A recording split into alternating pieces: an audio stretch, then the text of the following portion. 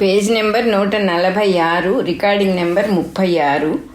12వ అధ్యాయమైన గండశైలోకావలోకనము అనే చాప్టర్ ఇప్పుడు మనం త్రిపురాదేవి కథగా చెప్పుకోబోతున్నాము. శైల లోక అవలోకనము దీని పేరు. గండశైల లోకం అనేది ఒకటి ఉంటే, గండశైలం అంటే పెద్ద కొండ, దాంట్ లోపల ఒక లోకం ఉందిట. దాన్ని అవలోకించబోతున్నాం, అంటే దాన్ని ఇప్పుడు మనం చూడబోతున్నాము. ఈ కథ ఎందుకు చెప్పాల్సి వచ్చిందంటే, దత్తాత్రేయుల వారు పరశురాముడు నమ్మలేకపోతున్నాడు. ఈ జగత్తు కనపడేది లేదు నిజంగా అనే మాట నమ్మలేకపోతున్నాడు. కాబట్టి రిఫరెన్స్ పాయింట్తోనే ఇది నిలబడుతోంది, నీ దృష్టి బట్టే ఇది నిలబడుతోంది అనే విషయం ప్రూవ్ చేయటం కోసం అని చెప్పి దత్తాత్రేయుల వారు ఈ స్టోరీ మొదలుపెట్టారన్నమాట. అంటే నీకు తెలియని దాన్ని నువ్వు చెప్పలేవు కదా అని అడిగారు. నీకు ముందు పరిచయం లేని వాడిని నువ్వు గుర్తుపట్టలేవు కదా అని అడిగారు. అన్నీ విని కూడా మళ్ళీ ఇట్లా అడిగాడు పాపం పరశురాముడు. మీరు చెప్తున్నారు నిజమే, కానీ నాకు ఈ భ్రాంతి పోవటం లేదు. అంతేకాదు, ఇంత మటుకు ఇట్లా జగత్తుని చూసిన వాళ్ళు ఇంకెవరన్నా ఉన్నారా? ఇటువంటి దృష్టి అసలు పాసిబులేనా అని పాపం అడిగాడు అన్నమాట. రిఫరెన్స్తో కూడి ఉంటుంది. ఆ రిఫరెన్స్ అనేది ఇది ఉంటేనే అది ఉంటుంది అనే పాయింట్ అనమాట. రిఫరెన్స్ అంటే ఇది, లేకపోతే అది ఉండదు. ఒక కొలత పెడితే యూజీ గారు చెప్పేవారు ఎప్పుడు ఏంటంటే, మాయ అంటే కొలత అని చెప్పేవారు. కొలత అంటే అర్థం ఏంటి? మనం ఏదైనా కొలవాలంటే ఒక పాయింట్ నుంచి ఇంకో పాయింట్ దాకా కొలుస్తాం. ఆ కొలవబడి మొట్టమొదట ఒక పాయింట్ అనేది ఎక్కడ ఉంది అంటే, లేదు, అది మన ఊహలోనే ఉంది. మనం ఎక్కడొక్కడ మనం అనుకుంటాం ఇక్కడి నుంచి కొలవాలి అని, మనం పెట్టుకున్న లెక్క అది. ఆ పాయింట్ నుంచి ఇది కొలత. అంటే స్టార్టింగ్ ఇట్ సెల్ఫ్ ఈజ్ మాయ, ఫాల్స్, ఊరికే ఇమాజినరీ. అందుకని మాయ అంటే కొలత అని చెప్పేవారు ఆయన. అట్లాగే ఇది నిజంగానే మాయ. ఏంటంటే కనపడేది విడిగా ఉన్నట్టుగా కనపడుతుంది, కానీ విడిగా లేదు అని ఇక్కడ ప్రూవ్ చేస్తున్నారు. ఎట్లా ప్రూవ్ చేశారు? నువ్వు నీకు తెలియని విషయం ఎలా చూడగలవు? నువ్వు నీకు తెలియని వాడిని ఎలా గుర్తుపట్టగలవు?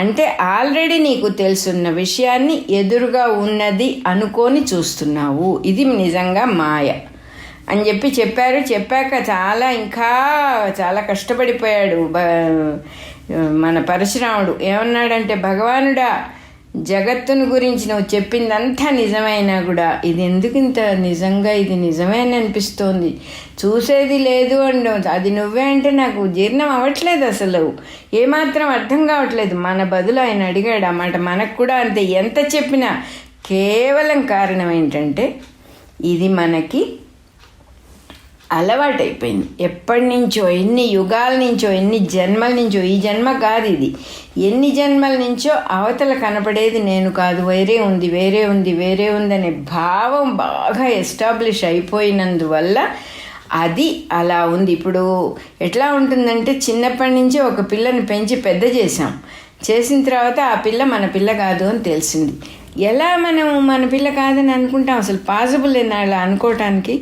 ఎంత వద్దనుకున్నా కూడా అది లాగుతూనే ఉంటుంది. చీచి, అది నిజం కాదు, అది నా పిల్లే అనిపిస్తూ ఉంటుంది. అట్లా ఇది వేరే ఉంది, ఇది వేరే ఉందని చూస్తున్నాం, వేరే లేదు, అది నువ్వే, ఇంకో వస్తువే లేదు అక్కడ అని చెప్పినప్పుడు అది భగవానుడా నా వల్ల కావట్లేదు, దీన్ని నేను అసలు మీరు స్వయంగా మీరు చెప్పినందువల్ల నేను కొంచెం అది నిజమై ఉంటుందని అనుమానం తప్ప ఇది అసత్యము అని నీ వల్ల విన్నా కూడా, మీ అంతటి గురువుల వల్ల విన్నా కూడా నాకు ఇంకా అది సత్యంలాగా తోచటం లేదు. ఎందువల్ల అని అడిగాడు. పాప, నా భ్రమని నశించిపోయేట్టుగా నాకు దయతో బోధించండి. అంటే ఇక్కడ గురుభక్తి ఒకటి, దత్తాత్రేయుల వారి యందు తనకున్నటువంటి భక్తి, నమ్మకం. మీరు చెప్పేదాన్ని బట్టి చూస్తే నేను భ్రమపడుతున్నట్టుగా నాకు అనిపిస్తోంది, దయతో నా భ్రమ పోయేట్టుగా చెయ్యండి, నాకు వాస్తవమేదో, సత్యమేదో, పరమసత్యమేదో తెలిసేటట్టుగా నాకు బోధించండి అని అడిగాడు. పాపం మన గురించే ఆయన అట్లా అడిగి ఉండాలి. దత్తాత్రేయుడు ఇట్లా చెప్పాడు, భార్గవ, ఈ జగత్తు సత్యము, అనుభ్రాంతి సనాతనము. మనం ఇందాక మాట్లాడుకున్నది చెప్పేశారు. ఇవాళది కాదు నాయన, ఇది ఎప్పటి నుంచో సనాతనం. మనకు భగవంతుడి పేరు సనాతనాయ నమః అని వస్తుంది మనకి విష్ణు సహస్రనామాల్లో. ఈ బ్రహ్మ కూడా సనాతనము, ఎప్పటిదో. ఇది అనాది, ఆది లేనిది, ఇది అవిద్యకు స్టార్టింగ్ పాయింట్ ఇది అనేది ఉండదు అని ఎవరో చెప్తుంటే విన్నాం మన ఈ మధ్య. అవిద్య అంటే అజ్ఞానం. ఆ అజ్ఞానం ఇక్కడ మొదలైందండి అని చెప్పడానికి వీలేదు. అది ఎంతో ఎప్పటి నుంచో స్టార్టింగ్ పాయింట్ తెలియనంత పాతది. అప్పటి నుంచి ఉంది అజ్ఞానం. ఉన్నదాన్ని ఉన్నట్టుగా గ్రహించకపోవటం, లేనిది ఉన్నట్టుగా కనపడటం, ఉన్నది లేనట్టుగా కనపడటం అజ్ఞానానికి ముఖ్యమైన లక్షణం. విరుద్ధంగా ఉన్నదాన్ని ఉన్నట్టు గ్రహించకుండా విరుద్ధంగా గ్రహించటమే అజ్ఞానం యొక్క స్వరూపం. దానివల్ల ఏమవుతుంది, ఉన్న చైతన్య స్వరూపాన్ని గ్రహించలేక జగత్తును విడిగా చూస్తున్నాం. అలా పరిచయం కూడా చేసుకుంటున్నాం, మనం ఎక్కించుకుంటున్నాం మన బుర్రకి. పుట్టినప్పటి నుంచి ఇది అది నాలెడ్జ్ అని నమ్ముతున్నాం. ఏమండి మీకు యాపిల్ పండు తెలియదా అంటే మన ప్రాణం కాస్త పోతుంది. ఎంత అజ్ఞానిని అయిపోయాను, యాపిల్ తెలియదని వాళ్ళ ముందు బయటపడిపోయానే. అది కాదు తెలుసుకోవాల్సిన విషయం. యాపిల్ పండు తెలియకపోయినా పర్వాలే, ఏం తెలియకపోయినా పర్వాలే, నన్ను నేను తెలుసుకుంటే చాలు అనేటటువంటిది మనకి తెలియటం లే. వాస్తవం తెలిస్తే చాలు. దాని పేరు యాపిల్, అది యాపిల్ పండు కాదు. యాపిల్ అనేది ఇంపోజ్డ్ నాలెడ్జ్, పెట్టిన పేరు, మనుషులు పెట్టిన పేరు అది. అందువల్ల ఉన్నది లేనట్లు విరుద్ధంగా గ్రహించే విద్యాన్ని అవిద్య అంటారు. ఉన్న చైతన్య స్వరూపాన్ని గ్రహించలేక లేనిది ఉన్నట్టు దృఢంగా భావించటమే భ్రాంతికి మూలం. దృఢంగా అంటున్నారు, గట్టిగా నమ్ముతున్నాం, ఎదురుగా కనపడుతూ ఉన్నది వేరు అని గట్టి నమ్మకం వల్ల దృఢంగా భావించటానే ఈ భ్రాంతికి మూలం. నాయనా, ఆత్మని తెలుసుకోలేక మానవులు ఏం చేస్తున్నారంటే శరీరమే ఆత్మ అని అనేసుకుంటున్నారు. అక్కడ స్టార్ట్ అవుతోంది అసలు. దాంతో దాని చుట్టూతా గూడల్లుకుంటున్నారు. భావన వల్లనే, వాళ్ళ భావన యొక్క దృఢత్వం వల్లనే ఆత్మ శరీరంలాగా కనిపిస్తుంది వాళ్ళకి. నిజమే కదా, ఇది నేనే కదా అని ఎంత చెప్పినా అనిపిస్తుంది. గిల్లితే నాకు నొప్పి వస్తుంది కదా అంటాము. గిల్లితే నొప్పి వస్తుందనే భావన కూడా మనం నమ్ముతూ వచ్చాం. ఇది నాది, దీనికి ఏదైనా హాని జరిగితే నాకు ఇబ్బంది. శరీరం దాకా ఎందుకు అసలు? మనకి ఇష్టమైన వస్తువు ఎవరన్నా ముట్టుకుంటే, పిల్లల చేతిలో ఉన్నదంటే మన మొబైల్, మన ప్రాణం గిలగిలగిలా కొట్టుకుంటుంది. ఎందువల్ల? మన ఇన్వెస్ట్మెంట్ అక్కడ ఉంది. నేను అనేది అక్కడ ప్రొజెక్ట్ చేసి అది నాది అని పెట్టుకున్నాం. అట్లాంటిది శరీరం గురించి ఎంత గట్టి భావన పెట్టుకొని ఉంటాం మనం. ఈయన చెప్పినట్టు ఎంతో పాతది, ఎంతో సనాతనమైన నమ్మకం అది. ఆ బాగా పునాదులు వేసి దాన్ని లోపలికి దూర్చి ఆ ఇనప ఫ్రేములు వేసి ఆ ఫ్రేములన్నీ తుప్పుబట్టి శీలలు రాకుండా గట్టి పడిపోయినటువంటి నమ్మకం. దాన్ని తీద్దామంటే ఎంత చేసిన శీల స్క్రూ రాదు, గట్టి పడిపోయింది, తుప్పబట్టిపోయింది. అట్లా అయిపోయినాయి మన నమ్మకాలన్నీ కూడా. ఇది కాదు అని దత్తాత్రేయులంతటి వారు వచ్చి చెప్పినా కూడా గ్రహించే శక్తి లేని పరిస్థితి వచ్చింది. కానీ ఆ తల్లి యొక్క అనుగ్రహం వల్ల అన్నీ సానుకూలం అవుతాయని ఎన్నిసార్లు ఈ పుస్తకం అంతా ఎంతో ధైర్యం చెప్తారు మనకి. నీ భావన యొక్క దృఢత్వం వల్లనే, నీ గట్టి భావన వల్లనే ఆత్మ, ఈ శరీరమే ఆత్మ నీకు అనిపిస్తోంది. ఇట్లాగే భావన వల్లనే, గట్టి భావన వల్లనే జగత్తు కూడా, సృష్టి అంతా కూడా నీకు కనబడుతోంది, వేరుగా కనబడుతోంది. అదే రకంగా ఇప్పుడు చేస్తూ ఉన్న భావనకి విరుద్ధమైన భావన నువ్వు చేస్తే, ఈ జగత్తు సత్యం కాదు, ఆత్మయే సత్యము అని దృఢంగా భావిస్తుంటే ఈ భ్రాంతి నశించిపోతుంది. చక్కని మనకి ఒక ఆశని కల్పించారు ఇక్కడ.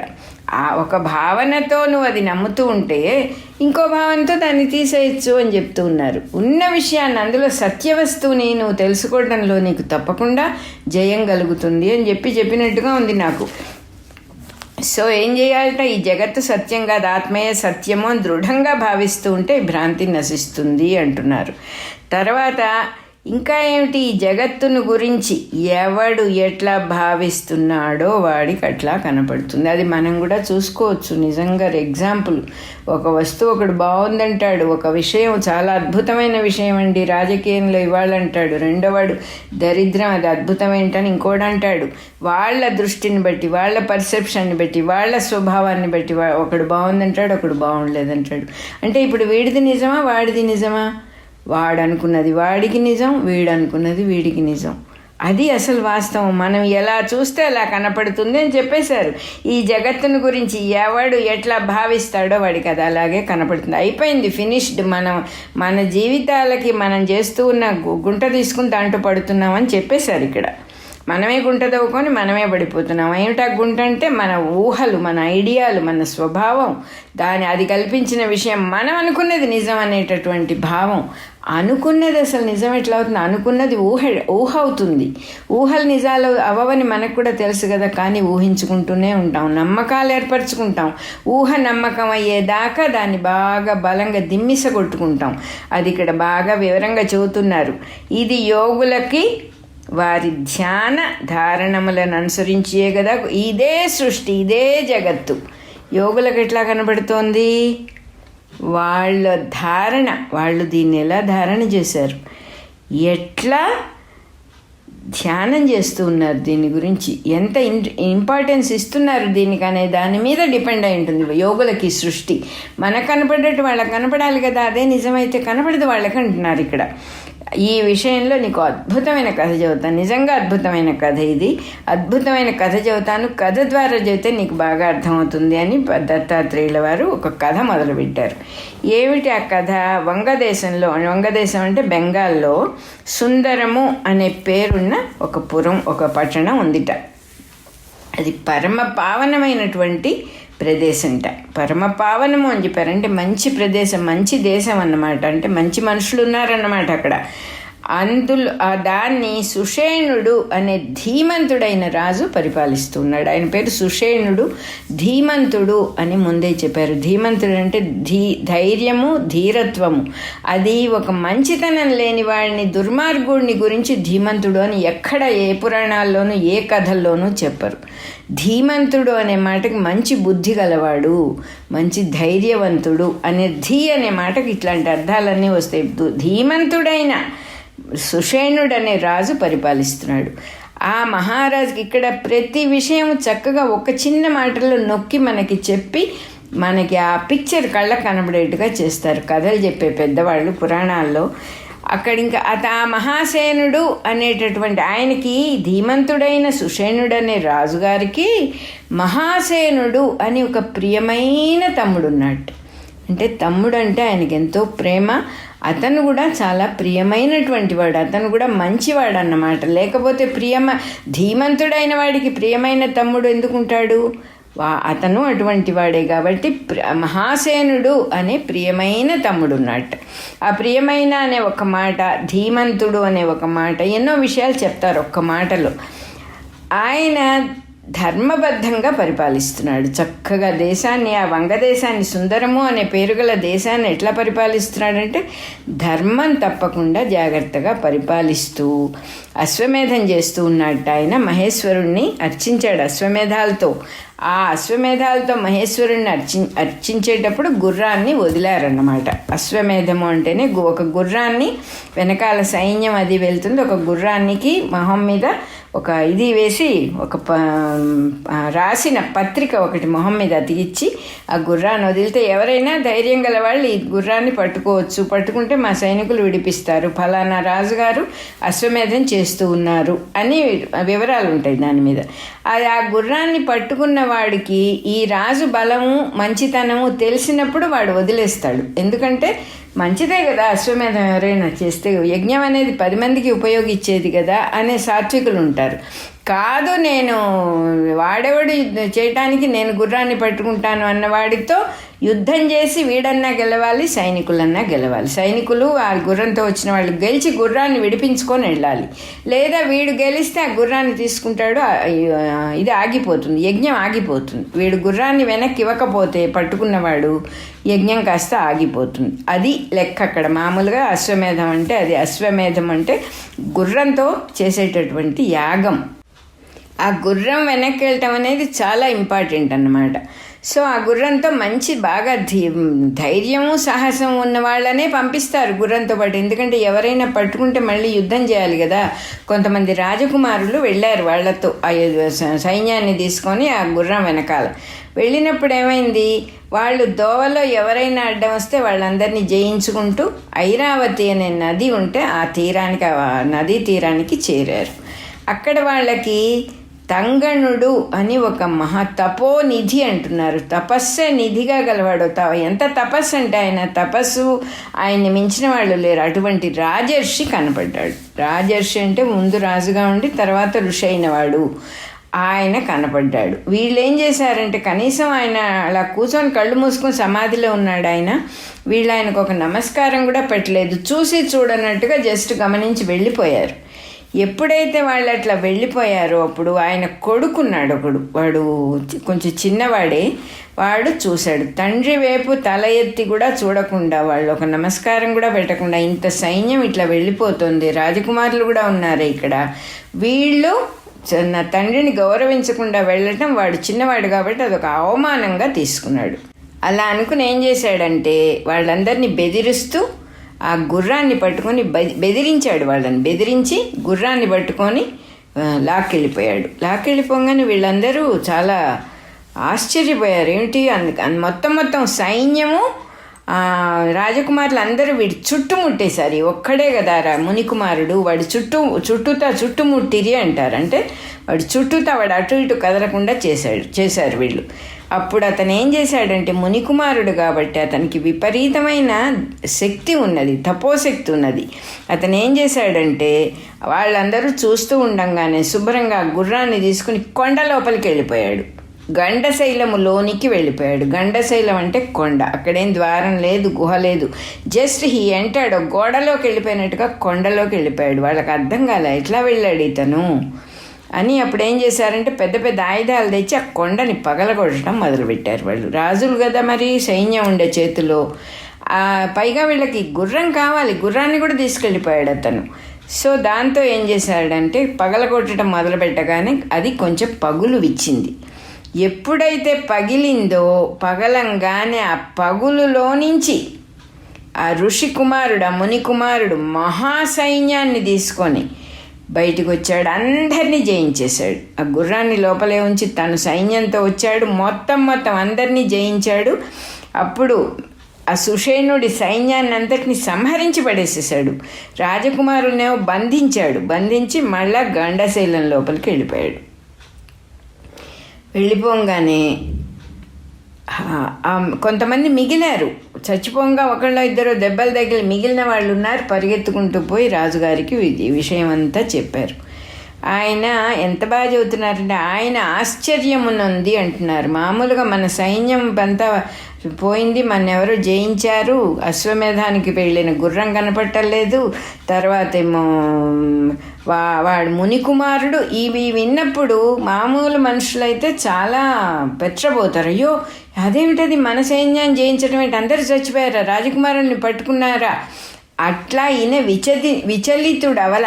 అంటే ధైర్యం గలవాడు కాబట్టి, ముందే చెప్పారు ధీమంతుడు అని, ధైర్యం గలవాడు కాబట్టి ఏం చేశాడంటే ఆశ్చర్యపోయి తమ్ముడిని పిలిచాడు. ఫస్ట్ పిలిచి వత్సా అని పిలిచాడు తమ్ముడిని. నాయనా, తంగణముని ఉన్న చోటికి వెంటనే వెళ్ళు. నువ్వు తపస్సు చేసుకునే వాళ్ళ శక్తి మన ఊహలకు అందదు, అన్ఇమాజినబుల్గా ఉంటుంది. వాళ్ళని దేవతలు కూడా జయించలేరు. నువ్వు తొందరగా బయలుదేరి వెళ్ళి ఆ మునిని, ఆ తంగణ మునిని ప్రార్థన చేసి రాజకుమారుల్ని ఆ గుర్రాన్ని తొందరగా తీసుకురా. యజ్ఞానికి లేట్ అయిపోయిందంటే, ఈ వసంత ఋతువు దాటిందంటే యజ్ఞం చేయలేం మనం. ఈ వసంత ఋతువు దాటకుండా వెంటనే వెళ్ళి వసంత ఋతువులోనే నువ్వు వెళ్ళి వచ్చేసేయి, తొందరగా తీసుకొని రా. తాపస్సుల విషయంలో, తపస్సు చేసుకునే వాళ్ళ విషయంలో ఎప్పుడు గర్వపడకూడదు. వాళ్ళ కోపం వచ్చిందంటే లోకాలన్నీ క్షణంలో భస్మం అయిపోతాయి. వాళ్ళ శక్తి మనం ఊహించలేము.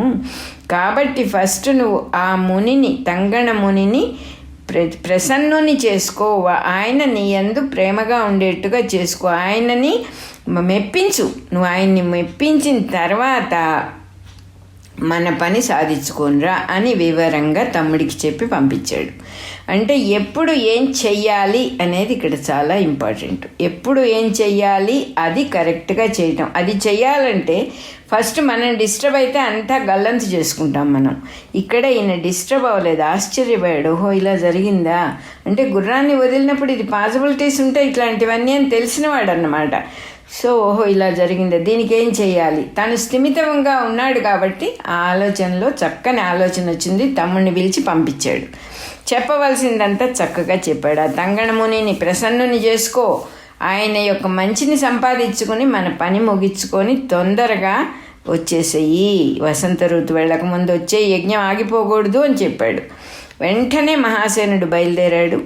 తంగణముని ఉన్న చోటికి వచ్చాడు.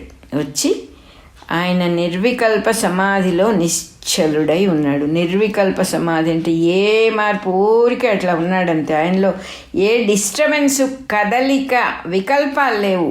అలాగే ఉన్నాడు, కదలకుండా ఉన్నాడు. నిశ్చలుడై కదలకుండా ఉన్నాడు.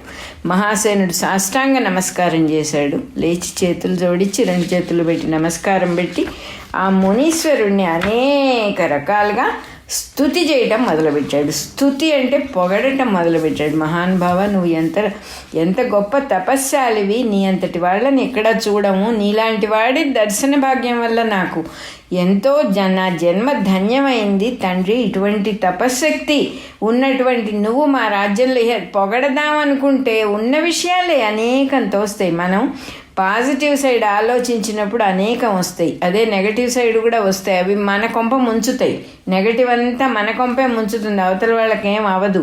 ఆ పాజిటివ్ సైడ్ అన్నీ పొగడుతూ ఉన్నాడు ఈయనని. నీలాంటి వాడు ఈ రాజ్యంలో ఉండటం వల్లనే మాకు శ్రేయస్సు కలుగుతోంది. నీ వంటి వాడు మా రాజ్యంలో ఉన్నందువల్లనే ఇక్కడ పంటలు పండటం, సమయానికి వానలు పడటం, అంతా ఋతువులన్నీ సమానంగా చక్కగా వాటి పనులు అవి చేయటం నీలాంటి మహానుభావుడి వల్లనే జరుగుతోంది నాయన అని ఈ రకంగా చెప్తూనే ఉన్నాడు. చెబుతూనే ఉన్నాడు. 3 రోజులు గడిచినట్టట్లా. 3 రోజులు గడిచినా తంగణముని లేవలేదు, ఏ కళ్ళు తెరవలేదు, చూడలేదు. కానీ ఈ కొడుకు చూశాడు, చాలా సంతోషపడ్డాడు. ఎందుకంటే వాళ్ళ నాన్న అంటే వాడికి చాలా ఇష్టం. ఆ తండ్రి గురించే గుర్రాన్ని కూడా పట్టుకున్నాడు కాబట్టి అక్కడికి వచ్చాడు. తంగణముని కొడుకు పుత్రుడు అక్కడికి వచ్చి మహాసేనుడితో ఇట్లా చెప్పాడు. రాజా, నువ్వు మా తండ్రి గారిని చేస్తున్న స్తుతి వల్ల నేను చాలా సంతోషపడ్డాను. నువ్వు ఎన్నో ఉన్న విషయాలే చెప్పావు మా తండ్రి గారి గురించి, ఆయనను నువ్వు గుర్తించావు. నేను చాలా సంతోషపడ్డాను. నీ కోరిక ఏమిటో చెప్పు, నేను వెంటనే తీరుస్తా. నేను ఈ తంగణమునికి కుమారుడను.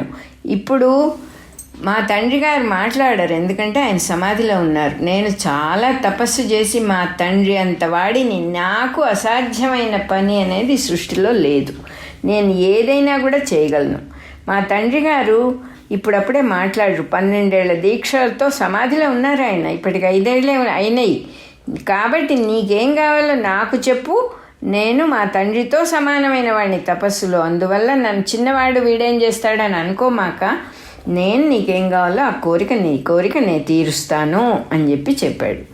యోగులకు, తపస్సు చేసే వాళ్ళకి లోకంలో అసాధ్యమైంది ఏదీ లేదు అని నీకు తెలుసు కదా మహారాజా అని అడిగాడు వీడు. మహాసేనుడి మాటలు విన్నాడు. వెంటనే ఈ మునికుమారుడికి నాకు 2 చేతులు ఎత్తి నమస్కారం పెట్టాడు. ముందు కృతాంజలియే ఇట్లా పలికాడు. 2 చేతులు ఇలా దోసిలి బట్టి, మునికుమారా, నువ్వు నిజంగా నా కోరికను తీర్చేవాడివే గనక అయితే మీ తండ్రి గారిని సమాధి నుంచి లేపు. నేను ఆయనతోనే మాట్లాడాలనుకుంటున్నాను. ఇదే నాకు కావలసినటువంటి పని ఇదే. నీకు నా మీద గనక దయ ఉంటే ఈ పని తొందరగా చేయి, మీ నాన్నగారిని లేపు అని చెప్పాడు. చెప్పగానే ఆ మునిపుత్రుడు ఇట్లా అన్నాడు, రాజా, నీ కోరిక అసాధ్యం, కానీ అయ్యే పని కాదు. మా నాన్నగారిని లేపటం అనేది అయ్యే పని కాదు. అయినా కూడా నేనేమో నువ్వు అడిగింది ఇస్తానని ప్రామిస్ చేశాను కాబట్టి నేను నా మాట మార్చలేను కదా. అందువల్ల ఇప్పుడు నీకు ఒక మ్యాజిక్ చూపిస్తాను. నేను యోగం అంటే ఏమిటో నేను చూపిస్తాను. మా నాన్నగారిని లేపే పద్ధతి నాకు తెలుసు, నేను లేపుతాను ఆయన్ని. యోగం యొక్క సామర్థ్యం ఎట్లాంటిదో చూడు అని చెప్పాడు. మా నాన్నగారు, మా తండ్రి గారు పరమ పావనమైన శాంతి స్థితిలో ఉన్నారు. ఆయన ఏ డిస్టర్బెన్స్ లేకుండా లోపల ఎక్కడో ఆత్మతో లీనమై ఉన్నారు. బాహ్య ప్రయత్నాలతో ఎవ్వరూ లేపలేరు. ఆయన ఏం చేసినా, కొట్టినా తిట్టినా కింద పడేసినా కూడా ఆయన లేవరు. బయట నుంచి శరీర స్పృహ లేకుండా ఉన్నారు అని అర్థం. అట్లా చెప్పాలంటే నేను సూక్ష్మమైన యోగం యొక్క ఉపాయంతో, యోగం ద్వారా ఆయన్ని లేపుతాను అని ఇట్లా చెప్పాడు. చెప్పేం చేశాడంటే కూర్చొని ప్రాణము అపానము కలిపాడంటే యోగ సిద్ధిలో, యోగంలో నేర్చుకునే విషయాలు అనేక ఉంటాయి. తన అంతఃకరణలో నుంచి బయటకు వచ్చాడు. అంటే శరీరంలో నుంచి అంతఃకరణతో బయటకు వచ్చాడు. వచ్చి అంటే నేను అనుకునేటటువంటి సూక్ష్మదేహం బయటకు వచ్చి ఆ దేహంతో తండ్రి శరీరంలో ప్రవేశించి ఆయన్ని లేపి ఆయనకు మెలకు తెప్పించి మళ్ళీ బయటకు వచ్చి తన శరీరంలోకి వెళ్ళిపోయాడు ఆయన. ఈ తంగణుడు ఎప్పుడైతే లేపాడో వెంటనే తంగణ మహామునికి బాహ్య స్మృతి వచ్చింది. బయటికి వచ్చాడు ఆయన సమాధిలో నుంచి. రాగానే చూస్తే ఎదురుకుండా మహాసేనుడున్నాడు, కొడుకు కూడా ఉన్నాడు. ఆయన మహానుభావుడు కాబట్టి దివ్య దృష్టితో ఒక్క క్షణంలో అంతా అర్థం చేసుకున్నాడు.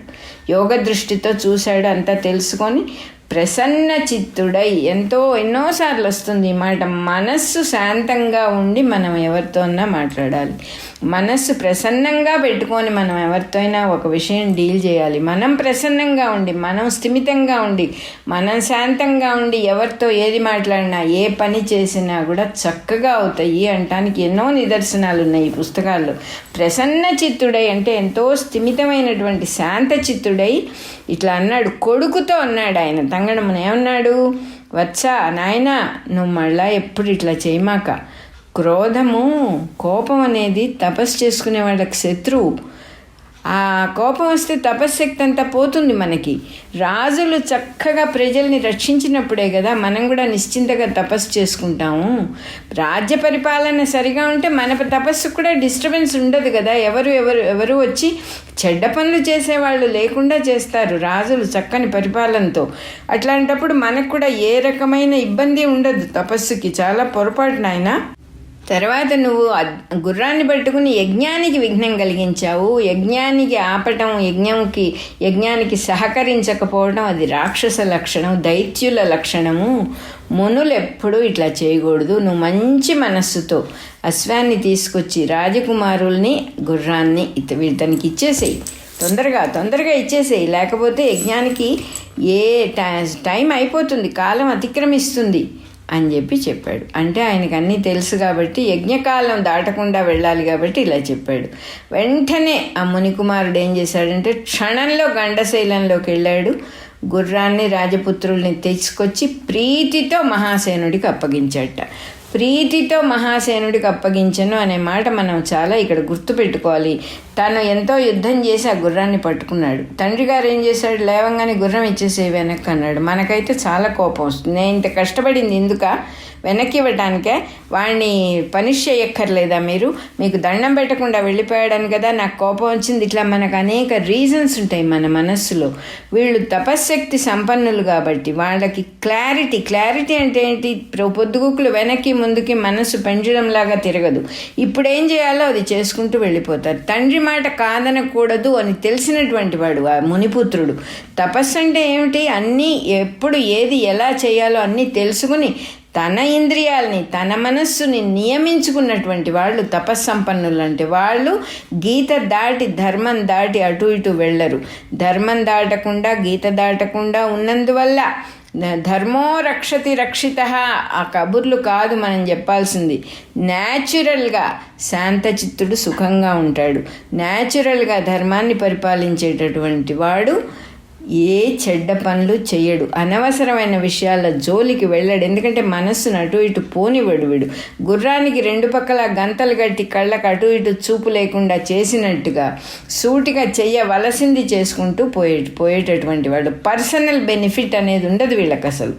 ఏదో ఆ సమయంలో చేశాడు అట్లా అని చెప్పి చేసి కుంగి కృషించి అయ్యో తప్పు చేశాననే మాట లేదు.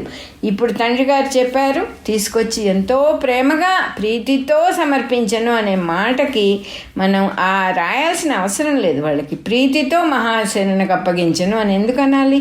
తీసుకొచ్చి గుర్రాన్ని రాజకుమారుల్ని ఇచ్చేశాడు, వాళ్ళు తీసుకెళ్ళిపోయారు అని చెప్పొచ్చు కదా. ప్రీతితో మహాసేనునికి అప్పగించను అంటే మనం ఒక పని ఎప్పుడైనా ఎలా చేయాలి అనే ఇండికేషన్ ఉంది ఇక్కడ.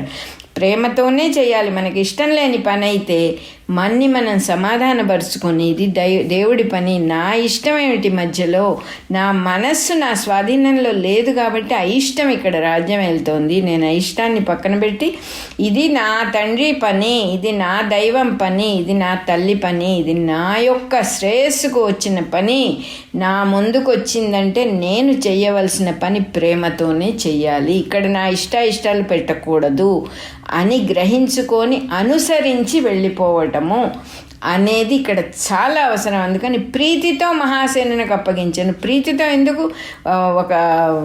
ఎవరో వచ్చారు, గుర్రాన్ని తీసుకుపోతున్నారు, తండ్రిని అవమానించారు, వాడు గుర్రాన్ని దాచిపెట్టాడు, మళ్ళీ వెనక్కి ఇచ్చేటప్పుడు ప్రీతితో ఇవ్వాల్సిన అవసరం ఏమిటి అసలు? అప్పుడేంటంటే ప్రీతితో చేసిన పనికి ఆఫ్టర్ ఎఫెక్ట్స్ ఉండవు, కర్మబంధం ఉండదు, కట్ అయిపోతుంది. ఆ సబ్జెక్ట్ అక్కడితో ఆగిపోయింది అంతే. అది ప్రీతితో చేయకపోతే అది మనసులో ఒక ముద్ర వేసుకొని ఉంటుంది. నేను ఇట్లా చేయాల్సి వచ్చింది కదా, నాకు ఇష్టం లేకుండా ఇలా చేశాను కదా, అది పోదు. అది ఎవరికి నష్టం? వాడు వెళ్ళిపోతాడు ఆ గుర్రాన్ని రాజకుమారుల్ని తీసుకొని. అది మనలో ఒక ముళ్ళులాగా ఉండి మళ్ళీ ఫ్యూచర్లో ఒక పెద్ద ప్రారబ్ధ కర్మ, ఒక ఆగామి అయి కూర్చుంటుంది మనకి. అందుకని చిన్న చిన్న విషయాలు ఒక్క మాటల్లో ఎంతో ముద్దుగా, పాపం పెద్దవాళ్ళు వాళ్ళందరికీ నమస్కారం. ఈ పుస్తకం రాసిన మహానుభావుడికి, చెప్పిన దత్తాత్రేయుల వారికి, విన్న మన పరశురాముల వారికి, అందరికీ, హేమలేఖకు అందరికీ నమస్కారం. అంత చక్కగా మనని గైడ్ చేస్తాయో ఈ పుస్తకాలు అనిపిస్తుంది. అలాగే ఇప్పుడు మన 36 రికార్డింగ్ నెంబర్ 36 కూడా అయిపోయింది. మళ్ళీ చెప్పుకుందాం.